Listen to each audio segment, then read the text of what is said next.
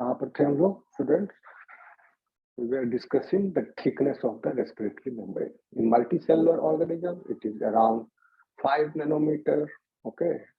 And in the unicellular organism, it is roughly around 10 micrometers. So the difference is 10 micrometer बड़ा हुआ, तो 10 to the power minus 5 बटा कितना गुना अंतर हो गया? 5 गुना 10 to the power minus 9. इसको ऊपर ले जाएंगे तो प्लस हो जाएगा, और प्लस में माइनस 5 चला गया, तो 10 मल्टीप्लाइड बाय 4 डिवाइडेड बाय 5. इसको काट दिए तो 1000 इधर ले लो और 2 इधर ले लो. 2000 गुना ज्यादा times it is thicker than the respiratory surface present in the unicellular organism in us. तो फिक्स लॉ क्या कह रहा है कि पहली बात तो ये कह रहा है कि rate of influx, rate of diffusion, rate of diffusion is directly proportional to rate of, is directly proportional to concentration gradient.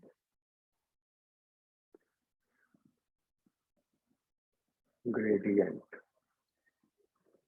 यानी वो जो बैरियर है, ठीक, रेस्पिरेटरी बैरियर थिकनेस, क्योंकि रेस्पिरेशन के संदर्भ में समझ रहे डिफ्यूजन, लेकिन डिफ्यूजन अदर सब्सटेंसेस का भी हो सकता है. तो यहाँ पर रेस्पिरेशन प्रोसेस है, तो that barrier thickness is 10 micrometre in earth. लेकिन इस बैरियर के दोनों तरफ बाहर क्या है? एक्सटर्नल एनवायरनमेंट और एक्सटर्नल एयर, एटमॉस्फेरिक एयर. और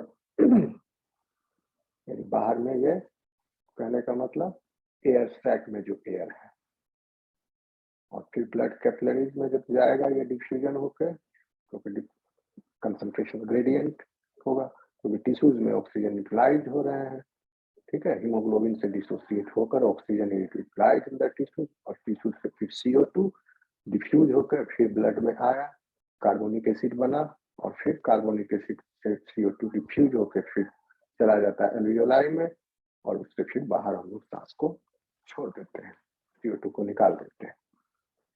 तो एंट्री हो रहा है ऑक्सीजन का, उस समय भी रेस्पिरेटरी बैरियर क्रॉस करना पड़ रहा है, और जब एग्जिट हो रहा है CO2 का, उस समय भी ये रेस्पिरेटरी बैरियर क्रॉस करना पड़ रहा है, या रेस्पिरेटरी सरफेस. इसी सरफेस के अलॉन्ग ही यही सरफेस जो है कंसंट्रेशन ग्रेडियंट को मेंटेन की. अगर ये सरफेस सेपरेशन ना होता तो दोनों तरफ कंटिन्यूअस एनवायरनमेंट होता, लेकिन इस सरफेस की वजह से अब गैसियस एक्सेंसिटी protecting the blood also in this compartment.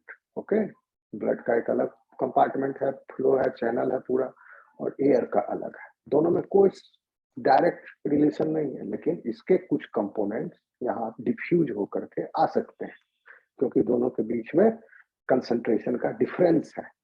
So that concentration difference is concentration gradient. Okay, so what it says, जितना ज्यादा डिफरेंस होगा concentration gradient का across this barrier, उतना ही ज्यादा फास्ट गति से डिफ्यूजन होगा.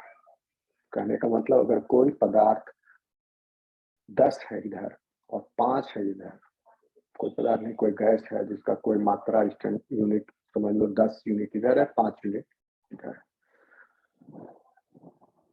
At this stage, the concentration gradient is 5. 10 minus 5 is 5. So the rate of diffusion will be,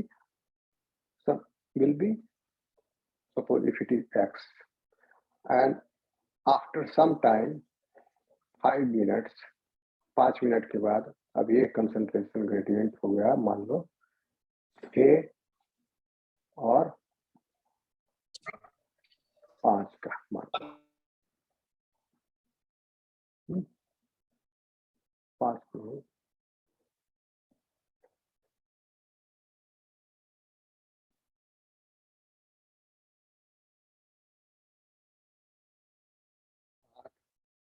हाँ, 15 10 5 15 and this is the rate of diffusion x1. So this x will be more than the x1. जब concentration gradient ज्यादा रहेगा तो rate of diffusion भी ज्यादा रहेगा. इसी को फ्लक्स कहते हैं. फ्लक्स आ रहा है समझ में?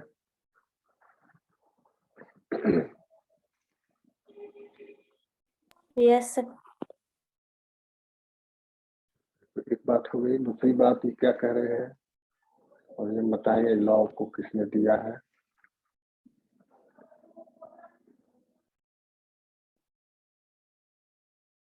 रेट ऑफ डिफ्यूजन यानी flux is inversely proportional to the thickness of the barrier. ठीक, 1/x, where x is, इसको वर्ड्स में लिख लोगे, is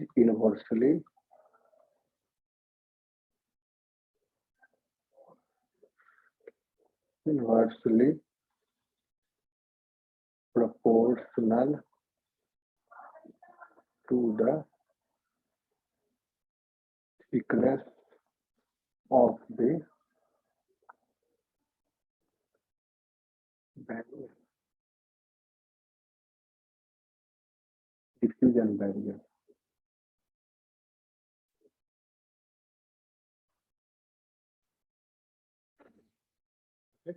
अब देखिए मल्टी सेलुलर ऑर्गेनिज्म ने बताया थिकनेस कितना था, दिस मच, ज्यादा.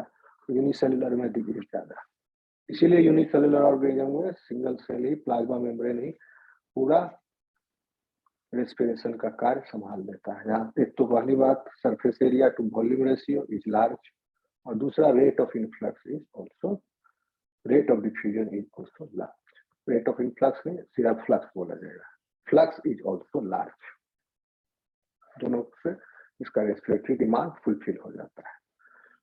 लेकिन in us multicellular organisms we have to increase the surface area to meet up the demand. इसीलिए 100 मीटर स्क्वायर का एरिया पैक कर दिया गया लंग के अंदर. बैक सरफेस फोल्ड हो के बहुत सारे ब्रांच हो के, ओके.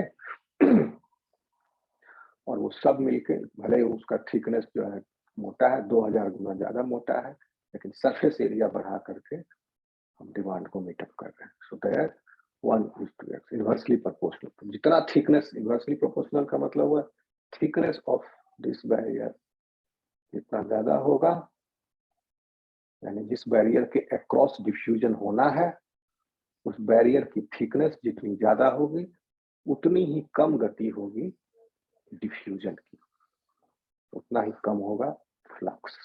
एक्स ज्यादा तो फ्लक्स कम, इनवर्सली प्रोपोर्शनल. आ रहा समझ में स्टूडेंट्स?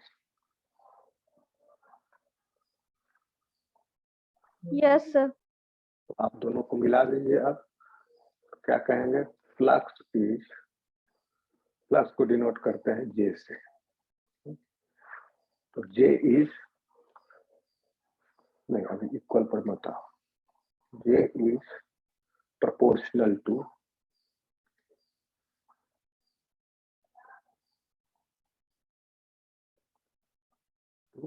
concentration gradient को डिनोट करिए साई से.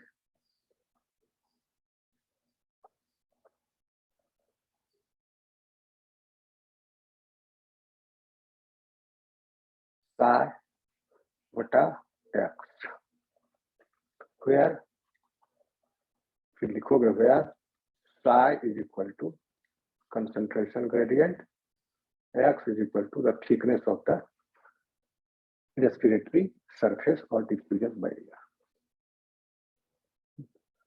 So this will imply to J is equal to any constant,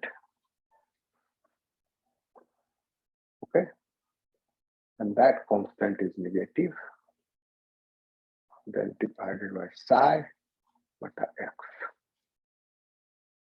ये हो गया फिक्स का फर्स्ट लॉ।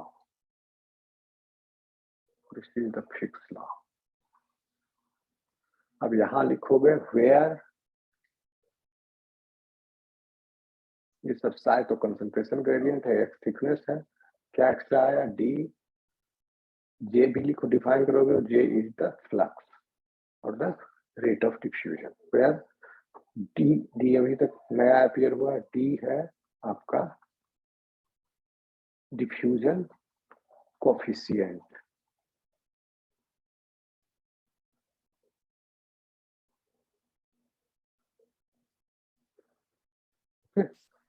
आया समझ में स्टूडेंट्स?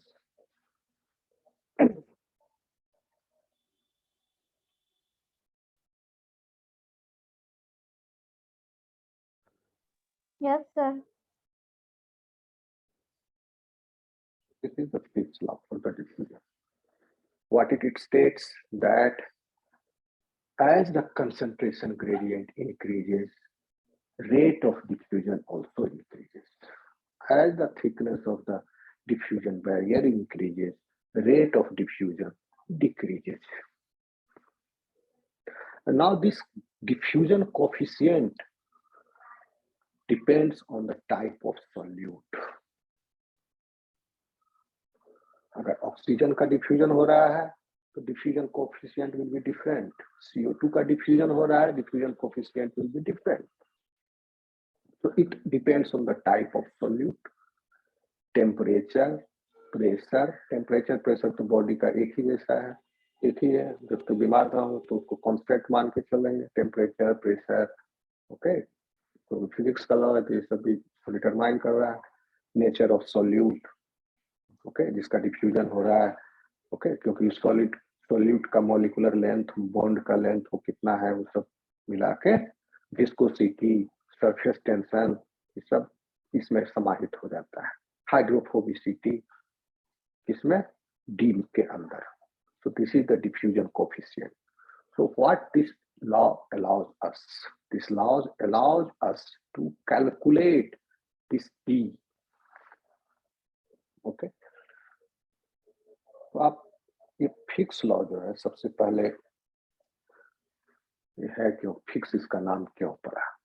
एडोल्फ फिक नाम के एक व्यक्ति थे, नाम था एडोल्फ, हिटलर नहीं, फिक। एडोल्फ से एक हिटलर भी है, फर्स्ट नेम एडोल्फ, कॉमन है, एडोल्फ फिक।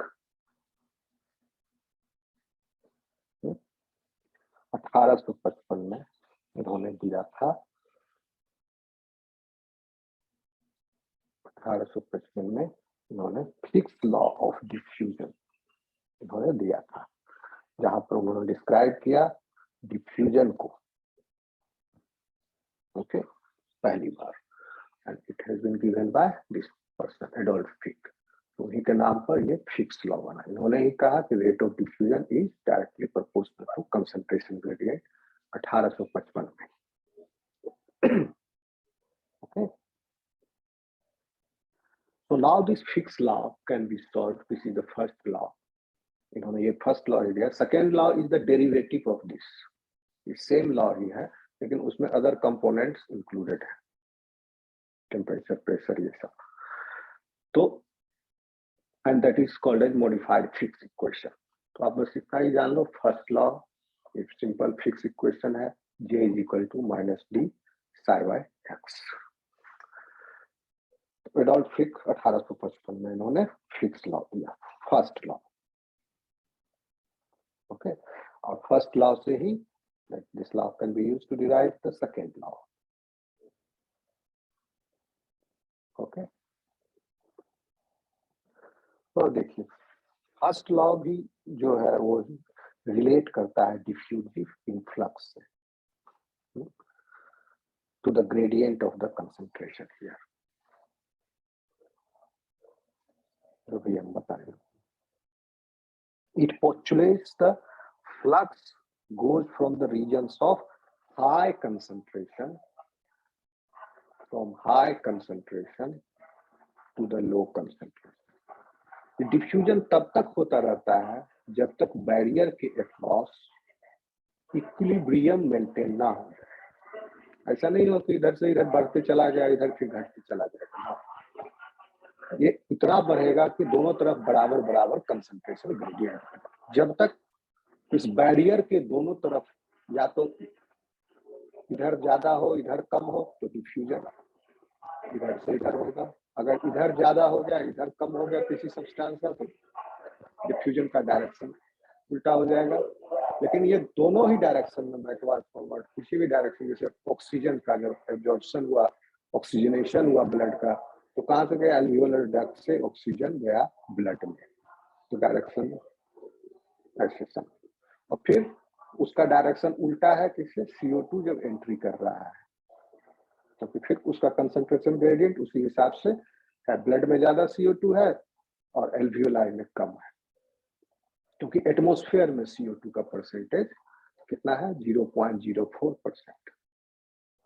और जो टिश्यूज में प्रोड्यूस हुआ CO2 और जो फिर ब्लड में एक्यूमुलेट हो गया, वहां पर oxygen percentage concentration is higher than the atmospheric CO2। तो कंसंट्रेशन ग्रेडियंट अपने आप मेंटेन है, तो खुद ब खुद CO2 जो है डिफ्यूजन होकर के आ जाता है एल्वियोलर सैक में। ओके, आ रहा है समझ में स्टूडेंट?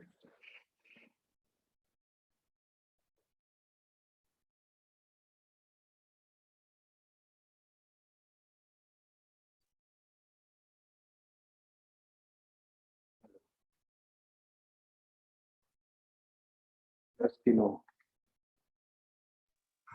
Yes sir. आवाज क्लियर है मेरी? Yes sir.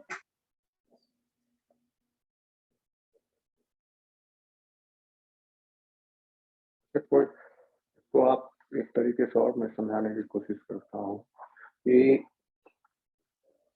you know the composition of our atmosphere.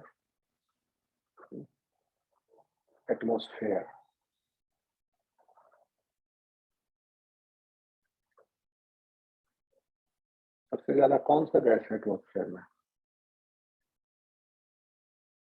अगर हम बात करें कि नाइट्रोजन, ठीक, composition of dry air,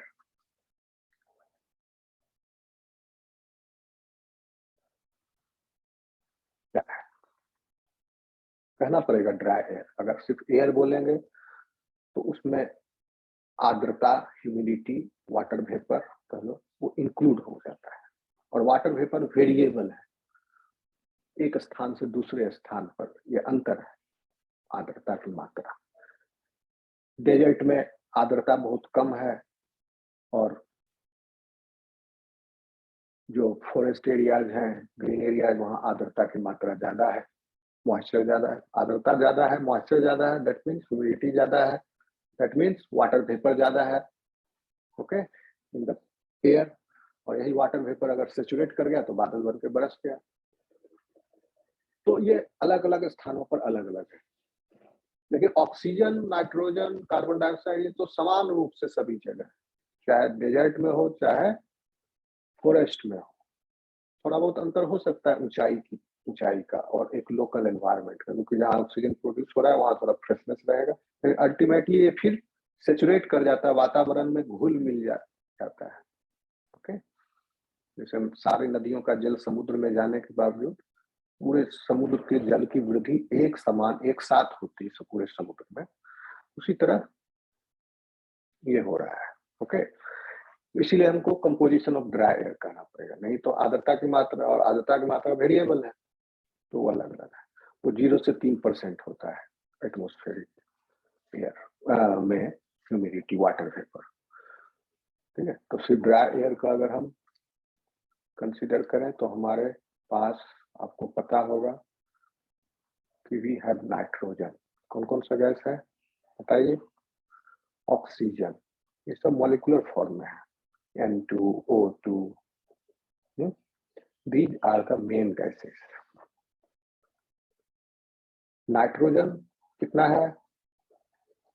anybody? how much is the nitrogen in dry air? 78% roughly, और एग्जैक्टली बोले तो 78.084%। ऑक्सीजन की मात्रा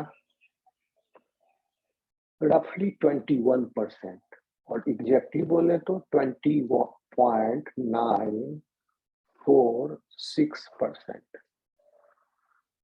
और ये जो आंकड़े अभी मैं दे रहा हूं, ये ऐसा नहीं कि हमेशा ऐसा ही आंकड़ा रहेगा एक समान, इट चेंजेस ओवर टाइम, क्योंकि हम कार्बन उत्सर्जन कर रहे हैं, ऑक्सीजन को हम यूज कर रहे हैं, फ्री मॉलिक्यूलर ऑक्सीजन को किसी कार्बन को जला के इसको कंबाइन करा दिए, ऑक्सीडाइज करा दिए, अब CO2 प्रोड्यूस हो गया, वहां ऑक्सीजन बाइंड हो गया, वो चला गया बाउंड फॉर्म में, CO2 का कंपोजिशन बना रहा है, वो ऑक्सीजन बाउंड हो गया, तो वो ऑक्सीजन यहाँ से कमा, तो ऑक्सीजन इज डिक्रीजिंग अभी हमारे एनवायरमेंट में, because it is oxidising and we are doing it by burning our fossil fuels. तो ये दोनों जोड़ के ही रफली हो जाता है आपका कितना परसेंट? 99%। नाइट्रोजन और ऑक्सीजन ही अकेला हो गया ना, अराउंड 99%। यस कि नो?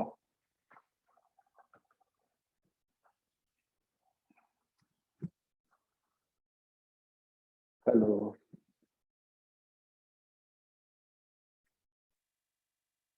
आवाज आ रही है? यस आ रही मेरी आवाज? यस सर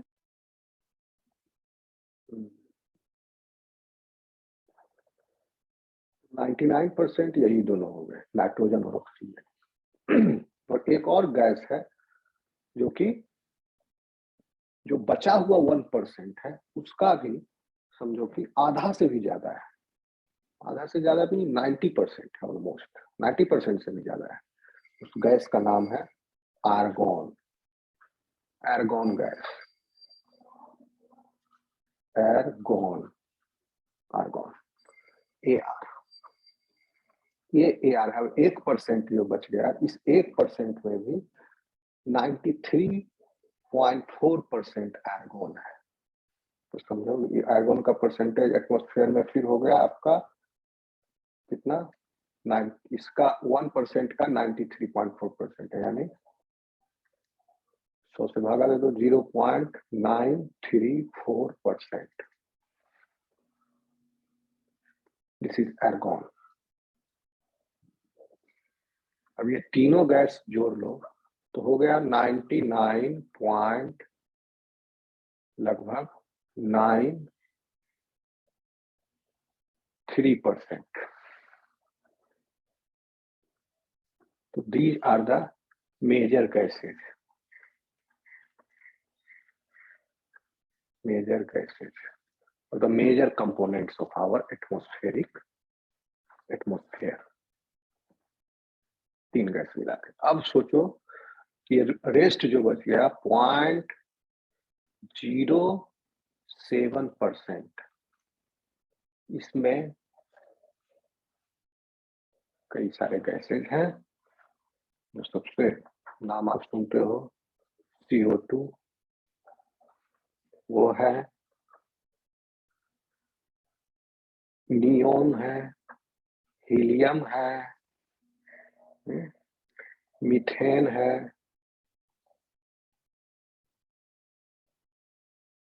क्रिप्टॉन है, हाइड्रोजन है। इस एटमॉस्फेयर के बचे 0.07% में और भी सही गैसेज है, ठीक है, लेकिन इनकी मात्रा बहुत कम है। एक तो ऐसे ही कम हो गया यहाँ, इसमें अब कम, देखिए इसमें 0.07% में आपका है CO2 लगभग 2000 के अनुसार, एक जो भी डेटा दे रहा हूँ क्योंकि टाइम चेंज हो रहा है, हम लोग ये हम दे रहे हैं 2000 में जो गणना हुई उसके अनुसार। CO2 जो है वो है आपका 0.4%, इससे भी ज्यादा है। अभी 0.41 हो गया है 2010 में। 41 देखो, 0.041 एट दिस। अभी एट प्रेजेंट टाइम ये हो सकता है 0.43 हो अभी एट प्रेजेंट ही CO2 का कंसंट्रेशन। तो ये बढ़ रहा है। नियोन और भी कम है, उतना परसेंटेज है 0.0018%, इतना है, बहुत कम है। हाइड्रोजन और भी कम 0.000, क्रिप्टॉन 0.0000, बहुत कम है। So these are called trace gases present in the atmosphere. तो CO2 अभी भी ट्रेस गैस ही है, लेकिन इसका मतलब ये नहीं कि इसको, क्योंकि 0.5% अगर पहुंच गया CO2, अगर नहीं 0.4% अगर CO2 हो जाए, अभी से 10 गुना, अभी 0.04 है, this will be the point of no return. Earth को फिर कोई बचा नहीं सकता, without following point of no return. कितना भी पेड़ लगा लीजिए फिर कुछ नहीं हो सकता, क्योंकि ये साइकिल जो है रिवर्स हो जाएगा फोटोसिंथेसिस का at this percentage of carbon. तो अभी भी मौका है पर्यावरण को बचाने का हमारे पास। क्यों बताएं कंपोजिशन, क्योंकि इससे आप समझोगे, थोड़ा रिलेट करो। तो कुछ टर्म है ये आपको समझना पड़ेगा। पार्शियल प्रेशर जब हम बोलते हैं तो उसका क्या मतलब है। पार्शियल प्रेशर, तो आप शुरू से चलिए ऊपर से। इस एटमॉस्फेयर में इन सारे गैसों का मिश्रण है, और जब इस एटमॉस्फेयर का, हमारे ऊपर जो वातावरण है एटमॉस्फेयर, इसका कुछ वजन होगा, भार होगा, वेट होगा, है वेट है, और ये एटमॉस्फेयर पड़ रहा है, और ये पूरा atmosphere weight is on the surface. This weight is on the surface. कोई भी सरफेस, आपका बॉडी का सरफेस या जमीन का सरफेस, आपके बॉडी के सरफेस पर इतना एटमॉस्फेयर का भार कॉन्स्टेंटली है पर square inch. Some atmospheric pressure is applied on you because of the these gases and we are adjusted accordingly. हमारे बॉडी ब्लड का प्रेशर भी उतना ही अंदर से बाहर की तरफ है। तो बाहर का प्रेशर, अंदर का प्रेशर, दोनों इक्विलिब्रियम में हमें मेंटेन किए हुए। लेकिन यही अगर एटमॉस्फेयर हट जाए तो अंदर का प्रेशर और बाहर के प्रेशर में डिफरेंस हो जाएगा, हिमरेज हो जाएगा, पर्सन विल इमीडिएटली कोलैप्स, खत्म हो जाएगा अगर एटमॉस्फेयर हटा दे। इसीलिए स्पेस सूट में डाल के एस्ट्रोनॉट को भेजा जाता है और स्पेस सूट के अंदर प्रेशर को मेंटेन किया जाता है। ओके, तो इसको कहा जाता है 1 atmosphere pressure is defined as, जो क्लासिकल टर्म है उसको 760 millimetre of mercury, replacement of mercury. आप कहोगे इसमें 1760 mmHg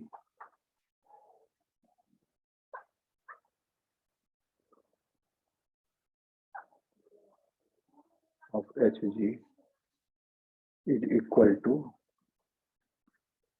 नाइट्रोजन का प्रेशर, ऑक्सीजन का प्रेशर, आर्गोन का, CO2, नियोन, सब का जोड़ के। So the partial pressure of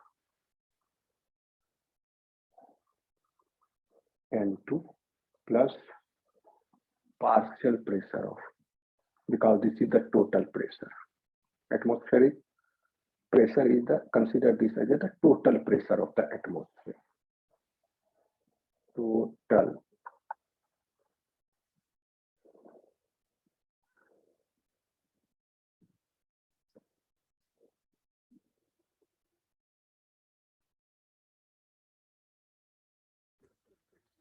गया 760 of the mercury replacement at the sea level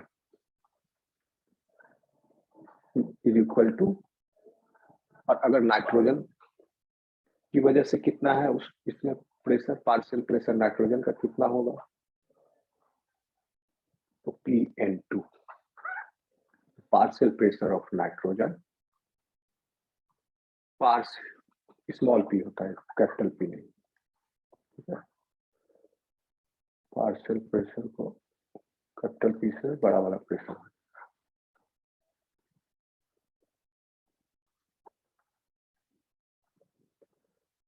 partial pressure of nitrogen plus partial pressure of oxygen plus partial pressure of argon and so on,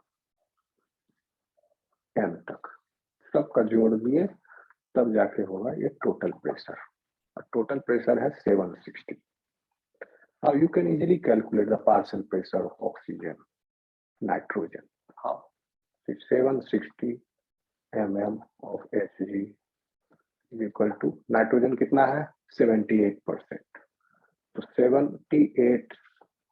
760 mm गुना 78%, 84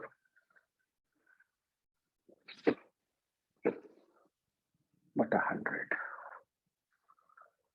ये हो गया आपका nitrogen का pressure, plus फिर 760 plus oxygen का 21%, 21 बटा 100, इसको 78 की मानो, 78 बटा 100, 21 बटा, तो यू कैन कैलकुलेट दिस, 76 गुना 78 बटा 10, ये हो गया नाइट्रोजन का पार्शियल प्रेशर। ऑक्सीजन का 76 गुना 2 बटा 10 हो गया कितना 152, 76 गुना 152, नहीं ये कितना निकाले 21% है, 21%, इसको देखो तो नहीं, तो रफली 152 आएगा, इसको कैलकुलेट करके देख सकते हो। कहने का मतलब हुआ कि ये सब गैसों का योग जो है partial pressure is contributing to the total pressure which is 1 atmospheric pressure, और उसका वैल्यू ये है एट द सी लेवल। जब आप बाहर से इनहेल कर रहे हैं रेस्पिरेशन के दौरान, आपने पूरे एटमॉस्फेरिक कंटेंट को इनहेल किया, अंदर में एल्वियोलर सैक में वो पहुंच गया, पूरा एटमॉस्फेयर का ये कंपोजिशन 78% जिसमें नाइट्रोजन है, 21% जिसमें ऑक्सीजन है, 0.93% आर्गोन है, इस तरह सब मिलके गैस पहुंच गया in the alveolar sac, total है।